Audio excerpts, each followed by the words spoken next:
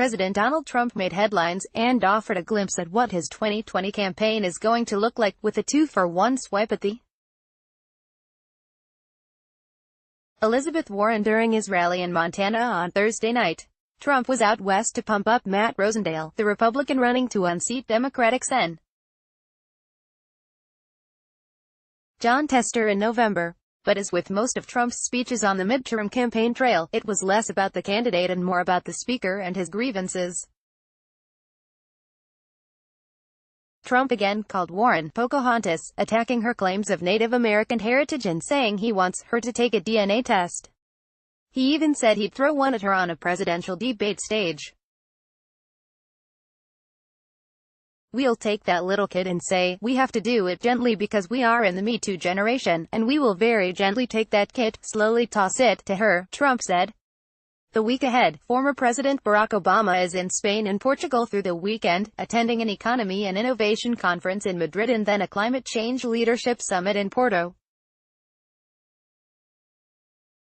On Monday, Trump is set to announce his pick to replace Justice Anthony Kennedy on the Supreme Court, teeing a handful of Democratic presidential prospects in the Senate up to make the case against a conservative appointment.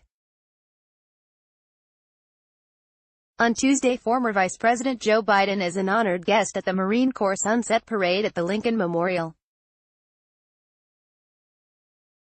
The following week he'll be in Colombia for the Concordia Americas Summit. Trump is in Brussels for a NATO summit starting Wednesday, followed by a United Kingdom visit on Friday. Coming up on the Sunday shows, no 2020 presidential prospects are booked so far. News and notes: Joe Kennedy talks lack of presidential ambitions, Massachusetts Rep. Joe Kennedy III, the grandson of Robert F. Kennedy, was interviewed by Nantucket magazine, where he was asked whether he feels pressured towards seeking the presidency. "No, I mean, not really. I'm so honored that people would even throw my name out there for consideration. But it's not on my horizon, not on my agenda, not in my plan," he said. "One day, though, more than anything else, I just don't feel that pressure and that rush," Kennedy said. "I've got an incredible and really young family. I spend a lot of time away from them as it is. The job itself is demanding already, so I don't feel the need to find something else to do at the moment. If other opportunities come up, I will evaluate them as they do and try to see if it's the right fit for my family and me at that moment. But not in a rush." Sanders calls for end of cruel, dysfunctional immigration system, Sen. Bernie Sanders joined Warren, New York Senator Kirsten Gillibrand and California Senator Kamala Harris on Tuesday in calling for ICE to be abolished or restructured in some way.